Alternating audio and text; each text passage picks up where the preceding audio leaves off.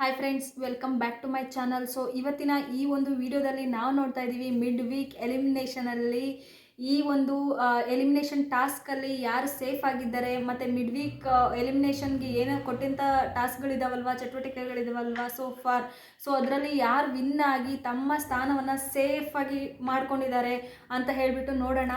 So ಮೊದಲನೇದಾಗಿ ಇಷ್ಟೊಂದು ದಿನ ಏನು ಟಾಸ್ಕ್ಗಳು ಇತ್ತಲ್ವ, ಗ್ರೂಪ್ ಟಾಸ್ಕ್ ಆಗಿರ್ಬೋದು, ಈ ವೀಕಲ್ಲಿ ಕಂಪೇರ್ ಮಾಡಿದ್ರೆ ಸೊ ಇದೆಲ್ಲ ಬಂದ್ಬಿಟ್ಟು ತುಂಬಾ ಟಫೆಸ್ಟ್ ಆಗಿತ್ತು. ಒಂದು ಕಾಂಪಿಟೇಷನ್ ಆಗಿರ್ಬೋದು, ಒಂದು ಗೇಮ್ಸ್ ಆಗಿರ್ಬೋದು, ಚಟುವಟಿಕೆ ಆ್ಯಕ್ಟಿವಿಟಿ ಪ್ರತಿಯೊಂದು ಟಫ್ ಕಾಂಪಿಟೇಷನ್ ಕೊಡೋ ಥರನೇ ಇತ್ತು. ಸೊ ಅದಾದಮೇಲೆ ನೆಕ್ಸ್ಟ್ ನೋಡೋಣ, ನಿನ್ನೆಯಿಂದ ಯಾವ ಥರ ಗೇಮ್ ಸ್ಟಾರ್ಟ್ ಆಯಿತು, ಯಾರ್ಯಾರಿಗೆ ಎಷ್ಟೆಷ್ಟು ಪಾಯಿಂಟ್ಸ್ ಬಂತು, ಯಾರ್ಯಾರು ಲೀಡಲ್ಲಿದ್ದಾರೆ, ಯಾರ್ಯಾರು ಲಾಸ್ಟಲ್ಲಿದ್ದಾರೆ ಅಂತ ಹೇಳಿಬಿಟ್ಟು. ಸೊ ಫಾರ್ ಲೀಡಲ್ಲಿರೋದು ನಮ್ಮ ಎಲ್ಲರ ಫೇವ್ರೆಟ್ ಭವ್ಯ ಗೌಡ ಅವರು ಅತಿ ಹೆಚ್ಚು ಅಂಕಗಳನ್ನ ಪಡೆದು ಒಂದು ಟಾಪ್ ಪೊಸಿಷನಲ್ಲಿದ್ದಾರೆ. ಅದಾದಮೇಲೆ ನಮ್ಮ ಫೇವ್ರೆಟ್ ಪೈ ಅವರು ಸೊ 150 ಪಾಯಿಂಟ್ಸ್ ತೊಗೊಂಡು ಅವರು ಸೆಕೆಂಡ್ ಪ್ಲೇಸಲ್ಲಿದ್ದಾರೆ. ನೆಕ್ಸ್ಟ್ ಅಂತ ಬಂದರೆ ಧನ್ರಾಜ್ ಅವರು ಥರ್ಡ್ ಗೇಮಲ್ಲಿ ಅವ್ರು ವಿನ್ ಆಗಿದೆ, ಸೊ 100 ಪಾಯಿಂಟ್ಸಲ್ಲಿದ್ದಾರೆ. ಅದಾದಮೇಲೆ ತ್ರಿವಿಕ್ರಮ್ ಅವರು 25 ಪಾಯಿಂಟ್ಸಲ್ಲಿದ್ದಾರೆ. ಸೊ ನೋಡ್ತಾ ಹೋಗೋಣ ಯಾವ ಥರ ಇತ್ತು ಗೇಮು, ಯಾರು ಸೇವ್ ಆಗೋ ಚಾನ್ಸಸ್ ಜಾಸ್ತಿ ಇದೆ ಅಂತ ಹೇಳಿಬಿಟ್ಟು.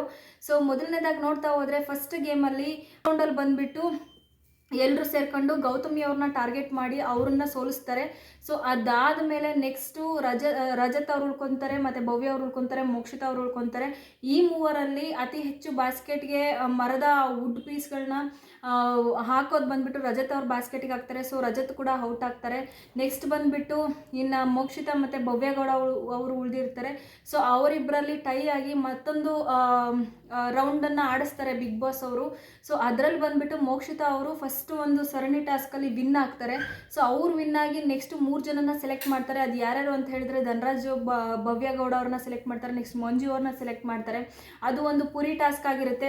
ಫಸ್ಟ್ ರೌಂಡಲ್ಲಿ ಬಂದುಬಿಟ್ಟು ಸೋಲೋದು ಮಂಜು ಅವ್ರು ಬರ್ತಾರೆ. ಅಂದರೆ ಅವ್ರ ಬ್ಯಾಗ್ಗೆ ಪುರಿ ಏನು ಚುರುಮುರಿ ಪುರಿ ಇರುತ್ತಲ್ವ, ಸೊ ಅದನ್ನು ಕಟ್ಕೋಬೇಕಾಗಿರುತ್ತೆ. ಫಸ್ಟ್ ರೌಂಡಲ್ಲಿ ಬಂದುಬಿಟ್ಟು ಮಂಜು ಅವ್ರು ಹೋಗ್ತಾರೆ, ನೆಕ್ಸ್ಟ್ ರೌಂಡಲ್ಲಿ ಧನರಾಜ್ ಅವ್ರು ಹೋಗ್ತಾರೆ. ಸೊ ಇವರು ಭವ್ಯ ಮತ್ತು ಮೋಕ್ಷಿತಾ ಅವರು ಚೆನ್ನಾಗಿ ಪ್ಲ್ಯಾನ್ ಮಾಡಿಕೊಂಡು ಆ ಗೇಮ್ನ ಕೂಡ ತುಂಬ ಚೆನ್ನಾಗಿ ಆಡ್ತಾರೆ. ಸೊ ಅದರಲ್ಲಿ ಬಂದುಬಿಟ್ಟು ಭವ್ಯ ಅವರು ವಿನ್ ಆಗ್ತಾರೆ. ಸೆಕೆಂಡ್ ಬಂದುಬಿಟ್ಟು ಇವರು ಮೋಕ್ಷಿತಾ ಅವರು ಬರ್ತಾರೆ. ಮೂರನೇ ಟಾಸ್ಕು ಅಂತ ಹೇಳಿದ್ರೆ ಪ್ಲೇಟ್ ಇರುತ್ತೆ, ಅದರೊಳಗಡೆ ಚಿಕ್ಕ ಬಾಲ್ ಹಿಡ್ಕೊಂಡು ಒಂದು 2-3 ಸ್ಟೆಪ್ಸ್ ಇರುತ್ತೆ, ಅದರಲ್ಲಿ ಹತ್ಕೊಂಡು ಆ ಬಾಲ್ನ ಬೀಳ್ದಿರೋ ಥರ ನೋಡಿಕೊಂಡು ಅಲ್ಲಿ ಒಂದು ಹಾವಿನ ಹಲಗೆ ಇರುತ್ತೆ, ಅಲ್ಲಿ ಆ ಬಾಲ್ನ ಕೆಳಗಡೆ ಟಚ್ ಮಾಡಿಕೊಂಡೇ ಆ ಬ್ಯಾಸ್ಕೆಟ್ಗೆ ಹಾಕೋ ಥರ ಇರುತ್ತೆ. ಎಲ್ಲೂ ಕೂಡ ಆ ಒಂದು ಸ್ಟಿಕ್ಕನ್ನು ಎತ್ತೋ ಥರ ಇರಲ್ಲ, ಆಯಿತಾ.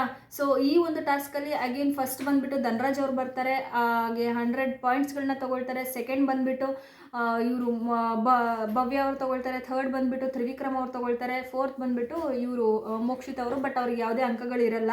ಸೊ ಈ ಟಾಸ್ಕನ್ನ ಅಷ್ಟರ ಮಟ್ಟಿಗೆ ಚೆನ್ನಾಗಿ ಆಡಿರಲ್ಲ, ಎಲ್ಲ ಕಡೆ ರೂಲ್ಸ್ ಬ್ರೇಕ್ ಮಾಡಿರ್ತಾರೆ. ಅದನ್ನು ಸರಿಯಾಗಿ ಓದ್ಕೊಂಡಿರ್ತಾರೋ ಅಥವಾ ಓದ್ಕೊಂಡಿರಲ್ವೋ ಗೊತ್ತಿಲ್ಲ, ಬಟ್ ಉಸ್ತುವಾರಿ ಕಡೆಯಿಂದ ಮತ್ತು ಆಟ ಆಡೋರ ಕಡೆಯಿಂದ 2 ಕಡೆಯಿಂದ ಮಿಸ್ಟೇಕ್ಗಳು ಬಂದಿರೋ ಕಾರಣ ಆ ಗೇಮನ್ನು ರೀಮ್ಯಾಚ್ ಆಡಿಸ್ತಾರೆ ಬಿಗ್ ಬಾಸ್ ಅವರೇ ಈ ಮಧ್ಯೆ ಇಂಟರ್ಫಿಯರ್ ಆಗಿಬಿಟ್ಟು. ಯಾಕಂದರೆ ಇದು ಬಂದುಬಿಟ್ಟು ತುಂಬ ಇಂಪಾರ್ಟೆಂಟ್ ವೀಕ್ ಆಗಿರೋದ್ರಿಂದ, ಒಬ್ಬರ ಅಳಿವಿನ ಪ್ರಶ್ನೆ ಆಗಿರೋದ್ರಿಂದ ಈ ಮ್ಯಾಚನ್ನು ಆಡಿಸ್ಲೇಬೇಕು, ರೀಮ್ಯಾಚ್ ಆಡಿಸ್ಲೇಬೇಕು ಅಂತ ಹೇಳಿಬಿಟ್ಟು ನೆಕ್ಸ್ಟ್ ಇನ್ನೊಂದು ಮ್ಯಾಚನ್ನು ಆಡಿಸ್ತಾರೆ.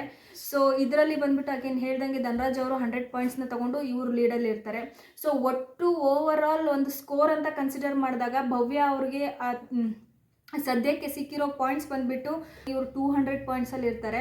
ಸೊ ಸೆಕೆಂಡ್ ಯಾರು ಅಂತ ಬಂದರೆ ಮೋಕ್ಷಿತಾ ಅವರು ಒಂದು ಗೇಮ್ ವಿನ್ ಆಗಿ 100 ಬಂದಿರುತ್ತೆ, ಇನ್ನೊಂದು ಗೇಮಲ್ಲಿ ಅವರಿಗೆ ಸೆಕೆಂಡಲ್ಲಿ ಬಂದಿರೋಕ್ಕೆ 50 ಸಿಕ್ಕಿರುತ್ತೆ. ಸೊ ಟೋಟಲ್ 150 ಪಾಯಿಂಟ್ಸ್ ಬಂದಿರುತ್ತೆ. ಸೊ ಮೂರನೇ ಗೇಮಲ್ಲಿ ಬಂದುಬಿಟ್ಟು ಧನರಾಜ್ ಅವರು ಹೈಯೆಸ್ಟ್ ತೊಗೊಂಡಿರೋದ್ರಿಂದ ಅವ್ರಿಗೆ 100 ಪಾಯಿಂಟ್ ಇರುತ್ತೆ, ಇವರು ಥರ್ಡ್ ಪ್ಲೇಸಲ್ಲಿ ಇರ್ತಾರೆ. 4ನೇ ಸ್ಥಾನದಲ್ಲಿ ಬಂದುಬಿಟ್ಟು ಇವರು ತ್ರಿವಿಕ್ರಮ್ ಅವರು ಇದ್ದಾರೆ ಸದ್ಯದಲ್ಲಿ.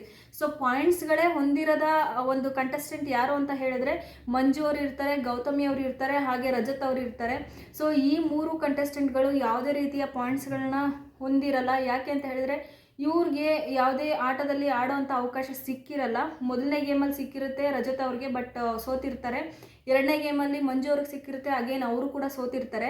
ಬಟ್ ಆಚೆ ಇರೋ ಕಂಟೆಸ್ಟೆಂಟ್ಗಳಿಗೆ ಬಿಗ್ ಬಾಸ್ ಎಕ್ಸ್ಟ್ರಾ ಒಂದು ಅವಕಾಶ ಮಾಡಿಕೊಟ್ಟಿರ್ತಾರೆ. ಅದೇನು ಅಂತ ಹೇಳಿದ್ರೆ ಯಾರು ವಿನ್ ಆಗ್ತಾರೆ ಅಂತ ಕರೆಕ್ಟಾಗಿ ಗೆಸ್ ಮಾಡಿದ್ರೆ ಅವ್ರಿಗೆ 100 ಪಾಯಿಂಟ್ಸ್ ಏನೋ ಇರುತ್ತೆ.